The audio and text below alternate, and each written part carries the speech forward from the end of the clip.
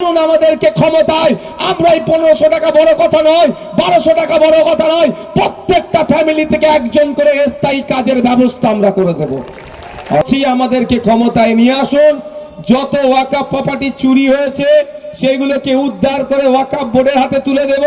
যত দেবত্ব সম্পত্তি ডুপ্লিকেট দলিল বানিয়ে দেবদেবীর নামে সম্পত্তি, মন্দিরের নামে সম্পত্তি, শ্মশানের নামে সম্পত্তি, জায়ের তারের সম্পত্তি ডুপ্লিকেট দলিল বানিয়ে ওরা বিক্রি করেছে, আমরা সেইগুলোকে বাতিল করে আবার দেবদেবীর সম্পত্তি দেবদেবীর নামে তুলে দেব, মন্দিরের সম্পত্তি মন্দিরে তুলে দেব, জায়ের তারের সম্পত্তি জায়ের তারের উপরে তুলে দেব। বাবুর কথাটা মনে পড়ে যাচ্ছে, সরকার না চাইলে দাঙ্গা হয় না, যেমন সরকার চাইলে না চাইলে নাম বাদ পড়ে না। সরকার পশ্চিম বাংলার সরকার চেয়েছে তাই 27 লক্ষ নাম বাদ পড়েছে। কমরেড অভিদার সমর্থনে আজকে এই জনসভায় ইভিএম মেশিনের 2 নম্বর বোতাম টিপে তাকে জয়যুক্ত করাতে হবে, তাকে জিতিয়ে বিধানসভায় পাঠাতে হবে, এই আহ্বান নিয়ে আমরা এখানে উপস্থিত হয়েছি।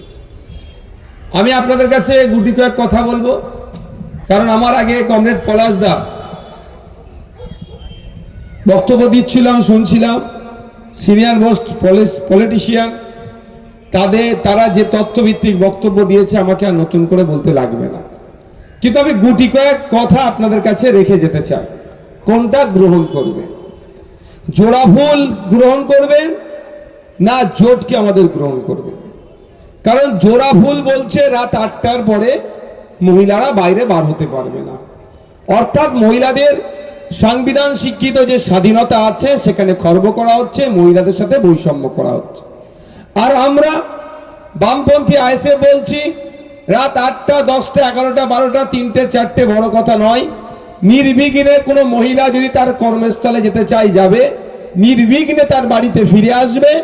এই নিরাপত্তা দেওয়ার দায়িত্ব অভিদারা প্রিয়াঙ্কা বর্মনরা কাঁধে তুলে নেবে। আপনারা কোনটা গ্রহণ করবেন? রাত 8টার পরে আটকে দেওয়াটা না নারীর নিরাপত্তার প্রদানটা? আপনারাই দেখুন। এখানে যারা উপস্থিত হয়েছি রাজারহাট নিউ টাউনের মানুষদের বলবো, আজকে রাজ্যের দুরবস্থা দেখুন। বেকারের মানে এত বেকার হয়ে যাচ্ছি আমরা, বেকার হতে হতে সরকার এখন স্টাম্প লাগিয়ে দিচ্ছে, সে থাপ্পা বলে মনে আছে তো, থাপ্পা মানে স্টাম্প লাগিয়ে দিচ্ছে সরকার যে পশ্চিমবাংলায় সার্টিফাইড বেকারের সংখ্যা 1 কোটি। তো আমাদের মতো অনেকে অ্যাপ্লাই করেনি, তারপরেও মাত্র 1,500 টাকা হাতে ধরাচ্ছে, পার ডে হিসাব করলে দেখা যাবে সেটা 50 টাকা। তো আপনার আমার বাড়ির ছেলে মেয়ে যারা এই বেকারত্বের জ্বালায় জ্বলছে, মমতা ব্যানার্জির সরকারের উচিত ছিল এখানে সরকারি চাকরির ব্যবস্থা করা। সব সরকারি চাকরি সম্ভব হবে না আমরাও জানি, বেসরকারি উদ্যোগে এখানে ইন্ডাস্ট্রি তৈরি করা, নতুন কর্মসংস্থান তৈরির একটা ব্যবস্থা করা। তার পরিবর্তে এখানে কর্মসংস্থান তো হচ্ছে না, যেগুলো আছে সেগুলো বন্ধ হতে চলেছে তোলাবাজির কারণে। আর আপনার আমার বাড়ির ছেলের হাতে 1,500 টাকা ধরিয়ে দিয়ে আপনাকে আমাকে বলছে মহান কাজ করে নিয়েছি। দিন গেলে মাত্র 50টা টাকা আপনার আমার হাতে থাকছে, যারা বেকার ভাতা পাচ্ছেন বা যুব ভাতা নাম দিয়ে পাচ্ছেন। একটু ভেবেছেন আপনারা? ওই 50 টাকায় আজকের এই যখন নিত্য প্রয়োজনীয় জিনিসের দাম এত বেড়ে গিয়েছে, কি হবে 50 টাকায়? বিয়ে শাদী করার ইচ্ছে নেই, পরিবার পরিকল্পনা করার ইচ্ছে নাই, এই অবস্থায় ঢুকছে পশ্চিম বাংলা। অভিদারা বলছেন, সপ্তশীদা বলছেন, প্রিয়াঙ্কা বর্মনরা বলছেন, পলাশ দ্বারা বলছেন, বিশ্বজিৎ মাইতিরা বলছেন, শামসুর আলী মল্লিক বলছেন, প্রিয়াঙ্কা দিরা বলছেন, আপনার মোহাম্মদ সেলিম সাহেবরা বলছেন যে এই 1500 টাকা নয়, আপনারা যদি আমাদেরকে ক্ষমতার মসনাদে পাঠাতে পারেন, 148-এর ম্যাজিক ফিগারে পৌঁছাতে পারেন, রাজারহাট নিউ টাউনকে আমাদেরকে গিফট করুন, আমরা পরিবারকে 1500 টাকা নয়, ন্যূনতম 15 থেকে 22,000 টাকার মাইনের কাজের ব্যবস্থা করে দেব। আপনারা কোনটা গ্রহণ করবেন? আপনারা দেখুন, 1500 টাকা নেবেন না 15 থেকে 22,000 টাকার কাজের ব্যবস্থা হলে ভালো হয় সেটা নেবেন, আপনাদের উপর নির্ভর করছে। শুধু তাই নয়, এখানে মায়েরা অনেক বসে আছে দেখছি, মায়েদের হাতে 1500 টাকা 1200 টাকা ধরাচ্ছে। আমি এর বিরুদ্ধে নয়। আবার তো বিজেপি এর এক ধাপ এগিয়ে গিয়েছে, বিজেপি ঘোষণা করেছে 3000 টাকা। এখানে বিজেপির যিনি প্রার্থী হয়েছেন বা বিজেপির যারা কর্মকর্তা আছে তাদেরকে জিজ্ঞাসা করবেন, হ্যাঁ ভাই আপনাদের তো অনেক রাজ্যে শাসন কার্য চালাচ্ছেন, কোন রাজ্যে মহিলাদেরকে 3000 করে দিচ্ছেন সেই রাজ্যটার নাম বলুন। অলরেডি যে রাজ্যে ক্ষমতায় আছে সেখানে 3000 দেয়নি, এখানে ক্ষমতায় আসবে বলে টোপ দেখানো হচ্ছে। ঠিক কেমন টোপ উড়িষ্যায় দেখে নেন, লাস্ট 16 থেকে 18 মাস 2500 টাকা সম্ভবত অন্নপূর্ণা ভান্ডার নাম দিয়ে আছে, তারা এখনো পাচ্ছে না। 16 থেকে 18 মাস টাকা তাদের অ্যাকাউন্টে ঢোকেনি। চলে যান দিল্লিতে গিয়ে খবর নিন, প্রায় এখন 1 বছরের বেদিক হয়ে গেল সময়, ওখানেও যাদের তাদের মহিলাদের জন্য যে বরাদ্দ করার কথা বলেছিল তাদেরকে দেওয়া হয়নি। তো এখানে 3000-এর গল্প একইভাবে হচ্ছে, শুধু ভোটটা লুটতে চাইছে। তাই আপনাদের বলবো মায়েরা, এই 1000-1200 এই চক্করে না পড়ে একটু চোখ কান খুলে চলুন। আমরা বলছি আপনার স্বামী, আপনার ছেলে, আপনার মেয়ে আজকে বাংলায় কাজ পাচ্ছে না, সেই কাজ না পাওয়ার কারণে ভিন্ন রাজ্যে কাজে চলে যাচ্ছে, আবার সেখানে গিয়ে বাংলায় কথা বলার জন্য মার খেয়ে লাশ হয়ে ফিরে আসতে হচ্ছে। তাই রাজারহাট থেকে অবিদা আওয়াজ তুলছে, মধ্যমগ্রাম থেকে প্রিয়াঙ্কা আওয়াজ তুলছে, আমডাঙ্গা থেকে বিশ্বজিৎ আওয়াজ তুলছে, আপনার অশোকনগর থেকে তাপসদার আওয়াজ তুলছে, কমরেড আমাদের বিকাশ স্যার আওয়াজ তুলছেন, যাদবপুর থেকে দিকে দিকে কমরেড আইএসএফ আওয়াজ তুলছে, আনুন আমাদেরকে ক্ষমতায়। আমরা এই 1500 টাকা বড় কথা নয়, 1200 টাকা বড় কথা নয়, প্রত্যেকটা ফ্যামিলি থেকে একজন করে স্থায়ী কাজের ব্যবস্থা আমরা করে দেব, অর্থাৎ ওয়ান ফ্যামিলি ওয়ান জবের ব্যবস্থা করব। তার পরিবর্তে কি এটা বন্ধ হয়ে যাবে নাকি 1500 টাকাটা? না, এটা বাড়িয়ে 5000 টাকার ব্যবস্থা আমরা করব। হ্যাঁ, তার পরিবর্তে একটু কাজও বুঝে নেবে, তাতে অসুবিধা আছে কারো? আপনারা দেখুন কোনটা গ্রহণ করবেন। কারণ একদিকে জোড়া ফুল আপনাদের বোকা বানাচ্ছে। কদিন আগে দিদিমণি ঘোষণা দিয়েছে, শুনেছেন তো? এখন শুধু ঘোষণা দিয়ে থেকে গিয়েছে যে এবারে হজে পরে যাবেন, আগে ভোটটা দেবেন। আমি বিতর্কে জড়াবো না, এবার শুধু এতটুকু কথা বলেছে। এর পরবর্তীতে যদি এই ভদ্র মহিলাকে আপনারা আবার সুযোগ দেন, তখন এইটুকু বলবে না, বলবে ফ্লাইট বন্ধ, এখন হজে যাওয়া যাবে না। বুঝতে পারছেন? এটা টিপে দেখলো কি রিয়াকশন, এটা টিপে দেখেছে যে কি রিয়াকশন দিচ্ছে। বুঝতে পারছে কাকে গ্রহণ করবে? জোড়া ফুল এদিকে মন্দির, মসজিদ, শ্মশান, কবরস্থানের জায়গা মেরে খাচ্ছে, আর আমরা আপনাদের কাছে প্রতিজ্ঞাবদ্ধ হচ্ছি, আমাদেরকে ক্ষমতায় নিয়ে আসুন। যত ওয়াকাফ প্রপার্টি চুরি হয়েছে সেইগুলোকে উদ্ধার করে ওয়াকাফ বোর্ডের হাতে তুলে দেব। যত দেবত্ব সম্পত্তি ডুপ্লিকেট দলিল বানিয়ে দেবদেবীর নামে সম্পত্তি, মন্দিরের নামে সম্পত্তি, শ্মশানের নামে সম্পত্তি, জায়ের তারের সম্পত্তি ডুপ্লিকেট দলিল বানিয়ে ওরা বিক্রি করেছে, আমরা সেইগুলোকে বাতিল করে আবার দেবদেবীর সম্পত্তি দেবদেবীর নামে তুলে দেব, মন্দিরের সম্পত্তি মন্দিরে তুলে দেব, জায়ের তারের সম্পত্তি জায়ের তারের উপরে তুলে দেব। আবার আপনারা কোনটা গ্রহণ করবেন আপনাদের উপর নির্ভর করছে। ইচ্ছে গিয়েছে আম খাওয়া, জাম গাছ লাগালে আম পাওয়া যায় না। আপনারা চাইছেন সুষ্ঠু সমাজ ব্যবস্থা, তাহলে বিজয়মূলকে ভোট দিলে এটা পাওয়া যায় না। সুষ্ঠু সমাজ ব্যবস্থা আইএসএফ বামপন্থীরা প্রতিষ্ঠিত করতে পারবে। উদাহরণ, হ্যাঁ, নিজেকে দিই উদাহরণ আমি দেব, আমি নিজেকে দিই নিজের উদাহরণ দেব। আজকে যারা দ্বিতীয়বারের জন্য বিধায়ক পদের জন্য প্রার্থী হয়ে লড়াই করছেন, তাদের মধ্যে নওশাদ সিদ্দিকী একজন। হলফনামা তারাও জমা দিয়েছে, আমিও জমা দিয়েছি। আপনারা পেপার পত্রিকায় দেখেছেন অন্য বিধায়কের সম্পত্তি বেড়ে গেছে, আর ভাঙড়ের বিধায়কের সম ইনকাম কমে গেছে। এই স্বচ্ছতা বাম আইএসএফ নিয়ে আসতে চাইছে, অর্থাৎ এখানে দুর্নীতি হবে না, কাটমানি হবে না, সিন্ডিকেট রাজ বন্ধ হবে। আপনার অধিকারে আপনি মাথা তুলে বাঁচবেন, আপনি বিল্ডিং করবেন, আমি বালি পাথর সিমেন্ট দেবো না। আপনার যার কাছে মনে হবে কোয়ালিটি সম্পন্ন মাল আছে তার কাছ থেকে নিতে পারবেন, কিন্তু এখন যে সিন্ডিকেট রাজ চলছে চিরতরের জন্য অভিধান নেতৃত্বে রাজারহাট থেকে আমরা খতম করব। যদি আপনারা আমাদেরকে সুযোগ দেন। না সুযোগ দিলে কিচ্ছু করার নেই।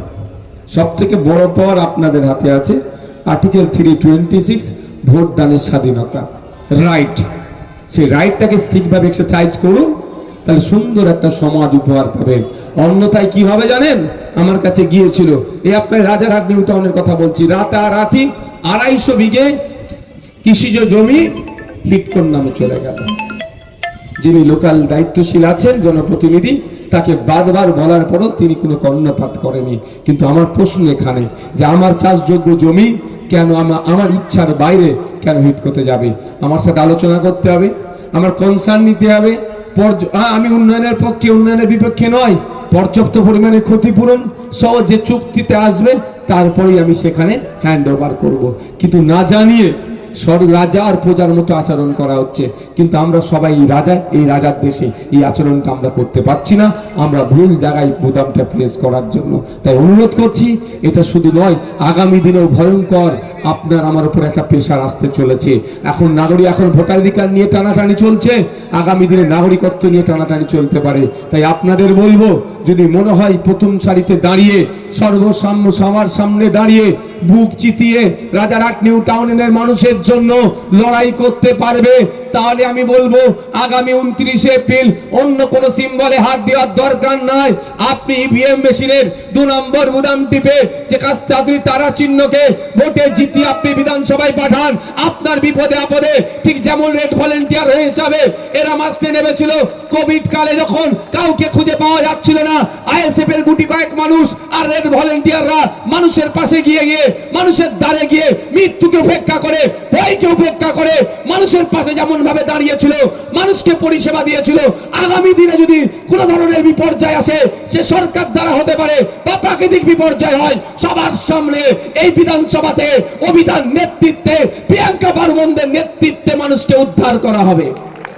তাই আপনাদের বলবো যে আপনারা জনপ্রতিনিধি যে হবে তাকে একটু বাছুন। আগামী 5 বছর কেমন থাকবে সেটা নির্ভর করছে 29 এপ্রিলের ওপরে।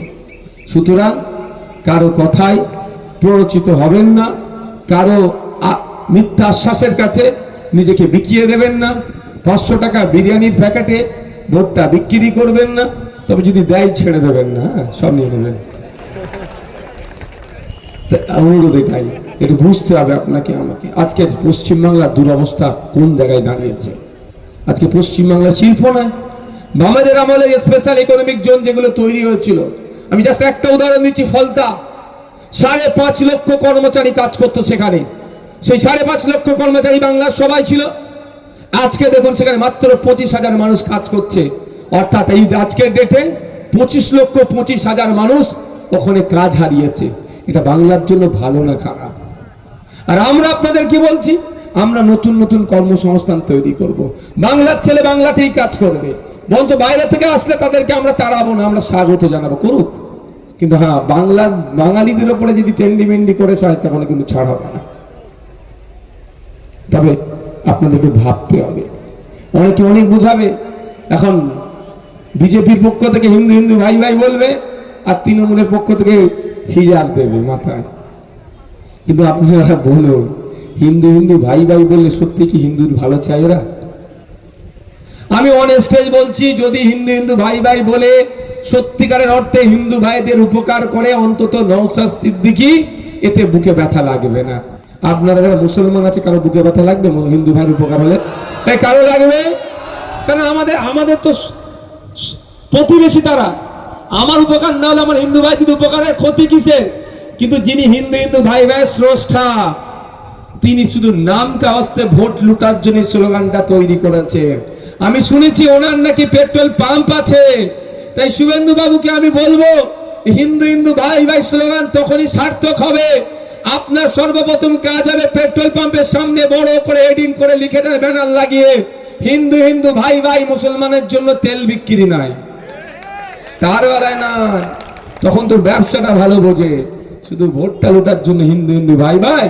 গুজরাটে পিছড়ে বর্গের মানুষ, শুধু তার বছর 20 ছেলে একটা বাচ্চা ছেলেকে বেটা বলে ডেকেছে।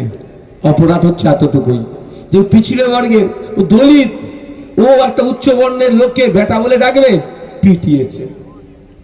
এক্সইউভি গাড়ি কিনেছে পিছড়ে বর্গের, ওরা তো সাহস এক্সইউভি গাড়ি চড়ে গাড়ি থেকে নেমে পিটিয়েছে। আদিবাসী দলিত হওয়ার অপরাধে উচ্চ বর্ণের মন্দিরের কলের পানি পান করেছে, পিটিয়ে মেরে দিয়েছে। ঘোড়ায় চড়ে বিয়ে করতে যাচ্ছিল, পিছড়ে বর্গের হওয়ার জন্য পিঠ রাস্তা থেকে নামিয়ে পিটিয়েছে। শুধু তাই নয়, মারা গিয়েছে। এটা ব্যাঙ্গালোরের ঘটনা বলছি। পিছড়ে বর্গের হওয়ার জন্য দাহ করতে দেয়নি শ্মশানে। সে ম্যাক্সিমাম জায়গা যেখানে বিজেপি পরিচালিত রাজ্য, সেখানে আজকে কি অবস্থা চলছে। 2014 থেকে 2019 সারা ভারতবর্ষে 11,000 আক্রমণের শিকার হয়েছিল দলিতরা। মুসলমানদের সংখ্যার জন্য বলছি না, ও কাউন্টলেস হয়ে যাবে। কিন্তু মুসলমান ও হিন্দু ভাই ভাই তো শুভেন্দু বাবু স্লোগান দেয়নি, হিন্দু হিন্দু স্লোগান দিয়েছিল। একটু দেখার চেষ্টা করো। তাই আপনাদের বলবো, যারা হিন্দু সমাজের মানুষ আছেন বা যারা তৃণমূলের দুর্নীতি অন্যায়ের হাত থেকে বাঁচার জন্য, তৃণমূলের অপশাসনের হাত থেকে বাঁচার জন্য তথা তৃণমূলকে টাইট করতে হবে এই ভেবে যারা বিজেপিকে ভোটটা দিচ্ছেন, আপনাদের অনুরোধ করবো ভোটটাকে নষ্ট করবেন না। যদি মনে করেন তৃণমূলকে টাইট দিতে হবে, তৃণমূলের অন্যায়কে বন্ধ করতে হবে, সকালে তৃণমূল রাত্রে বিজেপি, আবার সকালে তৃণমূল এই সব্যসাচী সাহেবের মতো 2 নম্বর নেতাগুলোকে যদি টাইট করতে চান, আমি আপনাদের বলবো আপনাদের মূল্যবান ভোট আসুন 29 এপ্রিল ইভিএম মেশিনের 2 নম্বরে কাস্তে হাতুড়ি তারাকে দেন। কারণ এই তৃণমূলের অন্যায় প্রশাসনকে বন্ধ করতে পারবে একমাত্র বামপন্থী আইএসএফরা। তাই আপনাদের ভোট নষ্ট করবেন না। যারা ভাবছেন বড় ফুল জোড়া ফুলকে জব্দ করবে, এদের ভাবনাটাই বিতা হবে। কারণ এখানে পিঠের চামড়া তুলে দিচ্ছে বড় ফুলের কর্মীদের, জোড়া ফুল মেরে, আর ওইদিকে শুভেন্দু অধিকারী মমতা ব্যানার্জির সাথে এসি রুমে বসে চা খাচ্ছে। তাহলে শুভেন্দু অধিকারী কি জব্দ করবে? জব্দ তো নওশাদ সিদ্দিকীরা করবে। দেখতে পাচ্ছেন না, এক বিধায়ক সংযুক্ত মোর্চাদের ঘুম হারাম করে দিয়েছে। কদিন আগে অভিষেক বাবু বলছিলেন যে নওশাদ সিদ্দিকীরা, যদি আমার নাম ধরেই বলছে, যদি এত সৎ সাহস থাকে কেন্দ্রীয় অমিত শাহ পুলিশ নিয়ে ঘুরছে, নিরাপত্তা ছেড়ে দিক, রাজ্য প্রদান করবে। সত্যি শুনতে খুব মিষ্টি লাগছে, শুনলে জান ঠান্ডা হয়ে যাবে। তবে নওশাদ সিদ্দিকী অত কাঁচা খেলাড়ি নয় অভিষেক বাবু। বীরত্বের গদি ছেড়েছে, রাজনীতির ময়দানে নেমেছে। শরীরটি এমনি আর কালো করছি না, অনেক মেহনত করে হচ্ছে। আমি অভিষেক বাবুকে বলবো, আপনার পিসিমণিকে জিজ্ঞাসা করুন, একাধিকবার চিঠি দিয়েছি।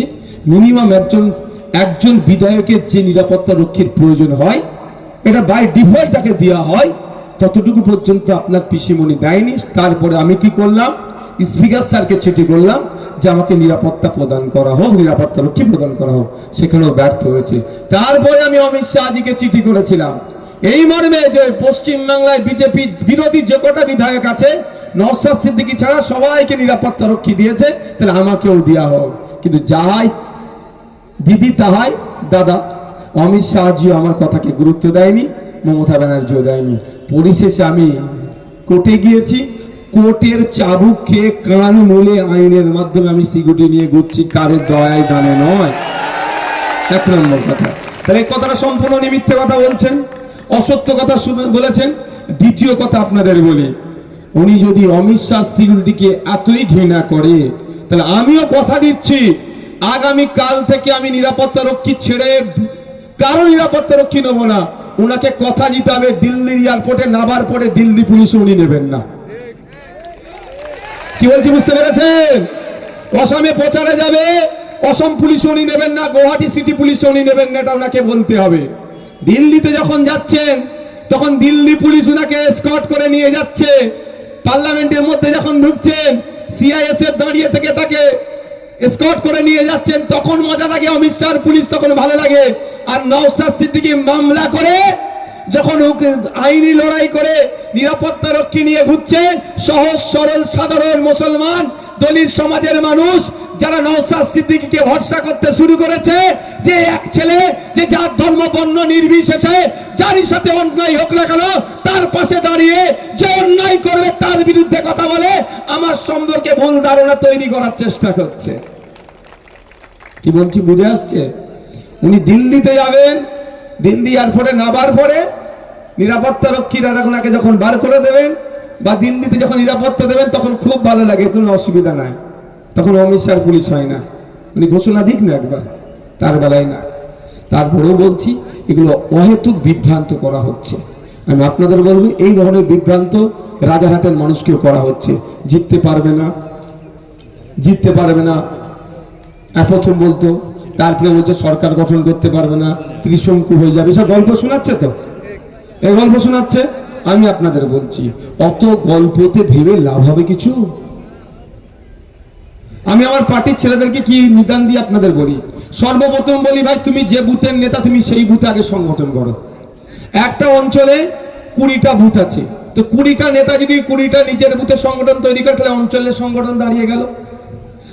এই রাজারহাট নিউ টাউনে যদি 5টা অঞ্চল থাকে, 5টা অঞ্চল, তাহলে 5টা অঞ্চল সংগঠন দাঁড়িয়ে গেল।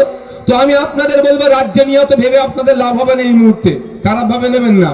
আগে আপনি ভাবেন যে রাজারহাট নিউ টাউন থেকে এবারে আমরা কাস্তে হাতুড়ি তারা চিহ্নকে জিতাবো আইএসএফ এর সমর্থনে। তাহলে আপনি জিতালেন, ভাঙড় জিতালো, ক্যানিং জিতালো, আপনার রাজারহাট গোপালপুর জিতালো, মধ্যমগ্রাম জিতালো, আমাদের জোটকে জিতালো, উত্তরপাড়া জিতালো, দমদম জিতালো, সাথে সাথে আপনার যাদবপুর জিতলো, ক্যানিং পূর্ব জিতলো, ক্যানিং পশ্চিম জিতলো, জয়নগর জিতলো, এমন করে দার্জিলিং থেকে শুরু করে সাগরদিঘি থেকে শুরু করে মালদা, মুর্শিদাবাদ, ঝাড়গ্রাম পর্যন্ত সবাই যদি যাদের উদ্যোগে তাদের বাম এবং আইএসএফ এর জোটের প্রার্থীকে জেতায়, তাহলে তো এমনি 148 এর ম্যাজিক ফিগার পার হয়ে গেলাম। অত ভেবে লাভ কি হবে?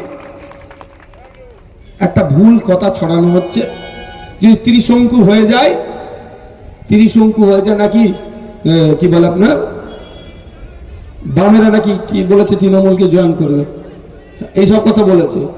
আচ্ছা চোরেদেরকে কোনোদিন সাপোর্ট দেওয়া যাবে? এই যে চুরি করে আর যে চুরিকে সাপোর্ট করে তার কি হয়?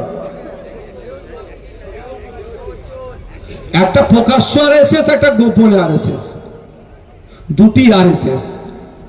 আর আমাদের লড়াই সংগ্রাম আরএসএস এর বিরুদ্ধে গণতান্ত্রিক প্রক্রিয়াতে। সুতরাং যারা এই বলে বিভ্রান্ত করছে তাদের কথায় বিভ্রান্তিতে হবেন না আপনারা। আপনাদের কাছে অনুরোধ করব, আপনার মূল্যবান ভোট নষ্ট করবেন না, এদিক ওদিক দেওয়ার কোনো প্রয়োজন নেই। আগামী 29শে এপ্রিল ইভিএম মেশিনের 2 নম্বর বোতাম টিপে কাস্তে হাতুড়ি তারা চিহ্নে আমাদের অভিদা, এই রাজারহাট নিউ টাউন তৈরির কারিগর আমাদের অভিদার বাবাকে আপনারা সবাই জানেন, আমাদের গৌতম বাবু সবার শ্রদ্ধেয় সম্মানীয় মানুষ, তাকে বিপুল ভোটে জয়যুক্ত করবে নিয়ে আশা আমরা করছি। আশা রাখতে পারি তো নাকি? আপনাদেরকে আরেকটা দায়িত্ব দেব, নিতে পারবেন? কারা দায়িত্ব নিতে পারবেন? হাত তুলুন তো। কঠিন দায়িত্ব দেব, হাত যখন তুলেছেন ভয় নাই, ভোট চাইবো না, আমি একটা দায়িত্ব দেব। হাত তুলিয়ে অদা করিয়ে ভোট আমি নিতে পারবো না, মমতা ব্যানার্জির মতো মিথ্যাচার করে আমি ভোট নিতে পারবো না। একটা কাজ করতে হবে, আপনারা বাড়ি যাবেন, আপনাদের বাড়ি গিয়ে পাড়া প্রতিবেশী আত্মীয় স্বজনকে এটা বলতে হবে যে এবার নির্বাচনে আমরা কি করব, ভাইজানের সমর্থিত প্রার্থী কমরেড সপ্তর্ষি দেব, যাকে আমরা অভিদা নামে চিনি, তাকে বিপুল ভোটে আমরা জয়যুক্ত করব, ইভিএম মেশিনের 2 নম্বরে ভোটটা দেবো। এটা প্রচার করতে পারবেন? প্রচার করতে পারবেন? আর একটা ঘোষণা দিই, এখানে আইএসএফ এর শুভাকাঙ্ক্ষী যারা এসেছেন, আইএসএফ এর নেতৃত্ব যারা এসেছেন, আমাদের প্রিয়াঙ্কা আছে, কোথায় আমাদের নেতৃত্বরা আছে, আমাদের এই কোথায় গেল ওরা, সাবুদ্দিন আর যারা আছে তো আছে, এরা আছে, এটুকু বলে দিই আপনাদের, আপনারা নিশ্চিন্তে থাকুন। আপনারা জানি আমাদের আইএসএফ এর যারা রাজারহাট নিউ টাউনটাকে তারা চেয়েছিল যেখানে কম্পিটিশন করার জন্য, কিন্তু বৃহত্তর স্বার্থের জন্য আমরা অনেকটাই স্যাক্রিফাইস আমাদের করতে হয়েছে। তাই আমি আপনাদের বলবো এদেরকে দেখিয়ে, যেখানে আপনারা ইভিএম মেশিনে 2 নম্বর সুইচটা টিপবেন তথা কাস্তে হাতুড়ি তারা চিহ্নকে ভোট দেবেন, জানবেন এটাই খাম চিহ্নকে ভোট দেওয়া হচ্ছে, এই লড়াইটা করছে। ঠিক যেভাবে মধ্যম গ্রামে থাম চিহ্নকে ভোট দেওয়া মানে কমরেডটা মনে করো ওখানে ওটা হচ্ছে কাস্তে হাতুড়ি তারা চিহ্ন, ওটাই সিংহ চিহ্ন তারা মনে করছে, ঠিক আমরা এটাকে মনে করি। এই বলে আমি আমার বক্তব্য সংক্ষিপ্ত করছি। দুটো কথা শুধু বলবো, এসআইআর আর কি গো মনে আছে, ওয়াকাফ। মমতা ব্যানার্জি ওয়াকাফ সম্পত্তি বাঁচানোর কথা বলেছিল 2011 সালের আগে। তিনি ঘোষণা দিয়েছিলেন ক্ষমতায় আসলে ওয়াকফ সম্পত্তি উদ্ধার করব। এই নওশাদ সিদ্দিকী বিধানসভার মধ্যে দাঁড়িয়ে মমতা ব্যানার্জিকে প্রশ্ন করেছিল যে আপনি বলুন কত বিঘা ওয়াকফ সম্পত্তি উদ্ধার করেছেন আপনার পিরিয়ডে। উত্তর দিতে পারেনি, শুধু বলছে এই করেছি সেই করেছি, অত বিঘা তত বিঘা, এক্সাক্ট ফিগারটা বলতে পারেনি। বলছে আমি অনেক জায়গা উদ্ধার করেছি, আর আমি বলে যাচ্ছি কত বিঘা বলুন। কিন্তু দায়িত্ব নিয়ে বলছি উদ্ধার হয়নি, বেহাত হয়েছে। আর ওয়াকফ সংশোধনী আইন মানব না বলেছিল, মেনে নিয়েছে। কারণটা কি জানেন? মমতা ব্যানার্জি ক্যাবিনেটের মিনিস্টাররা ওয়াকফ সম্পত্তি চুরি করে বসে আছে, তো মোদির সাথে হয়তো সেটিং করে নিয়েছে, যতটা লুটার আমি লুটেছি বাকিটা তোমরা লুটবে, আমাদের গুলোতে হাত দেবে না, এটা হতে পারে। আর একটা তথ্য দিয়ে রাখি, অভিষেক ব্যানার্জির যে অফিসটা আছে আপনারা জানেন কামাকি স্ট্রিট, ওইটাও আপনার বাপ দাদার ওয়াকফ সম্পত্তির উপরে তৈরি হয়েছে। তাই আপনাদের বলে যায় আগামী দিনে লাল ঝান্ডা খামচিহ্ন সরকার নিয়ে আসুন, সমস্ত সম্পত্তি উদ্ধার করে ওয়াকফ বোর্ডের হাতে তুলে দেবে। কিন্তু দিল্লি যাওয়ার নিদান দিয়েছে, তো এই সময় এসেছে আমরা একটু দিল্লির পথটা দেখাবো তো নাকি? মমতাকে বলে দেবো কি দিল্লি গিয়ে ভোট নাও। দ্বিতীয় এসআইআর এইরকম হয়েছে, কার দোষ? এসআইআর এ যে 27 লক্ষ বাঙালি নাগরিক আজকে আতঙ্কিত, এটা সর্বপ্রথম চক্রীর নাম হচ্ছে মমতা ব্যানার্জি, তার সহযোগীর নাম হচ্ছে নরেন্দ্র দামোদর দাস মোদী। অর্থাৎ বিজেপি তৃণমূল মিলে নতুন করে বাইনারি তৈরি করতে চেয়েছিল। 2021-এর বাইনারি ছিল সিএ এনআরসি করে দেশ থেকে তাড়িয়ে দেব, এক পার্টি বলেছিল অন্য পার্টি বলেছিল রেখে দেবো, এই করে ভোটটা নিয়েছিল। এইবার এই বাইনারি আর কাজ হবে না, তাই এসআইআর এর বাইনারি করতে চেয়েছিল। যদিও মানুষ বুঝে গিয়েছে ওই বাইনারি খায়নি। কিন্তু আপনাদের বলি এই প্ল্যান করে এটা করা হয়েছে। 12টা রাজ্যে এসআইআর হয়েছে, বিজেপি রাজ্য এসআইআর হয়েছে। কোন রাজ্যে লজিক্যাল ডিসক্রিপেন্সি, কোন রাজ্যে আন্ডার অ্যাডজুডিকেশন, কোন রাজ্যে এরকম র্যান্ডম নাম ডিলিট হয়েছে? একটা রাজ্যের কথা বলবেন, কেরালা তামিলনাড়ুর মতো রাজ্যেও এই ধরনের ধৃষ্টতা সাহস দেখাতে পারেনি। তাহলে পশ্চিম বাংলায় কিভাবে 27 লক্ষ মানুষের নাম বাদ পড়লো? কেরলের মুখ্যমন্ত্রী তামিলনাড়ুর মুখ্যমন্ত্রীকে কালো কোট পরে এসে সুপ্রিম কোর্টে নাচানাচি করতে দেওয়া হয়নি, কিন্তু সেখানেও নাম বাদ দেওয়ার সাহস দেখায়নি। তাহলে পশ্চিম বাংলায় দেখানো গেল সেই জ্যোতিবাবুর কথাটা মনে পড়ে যাচ্ছে, সরকার না চাইলে দাঙ্গা হয় না, যেমন সরকার চাইলে না চাইলেও নাম বাদ পড়ে না।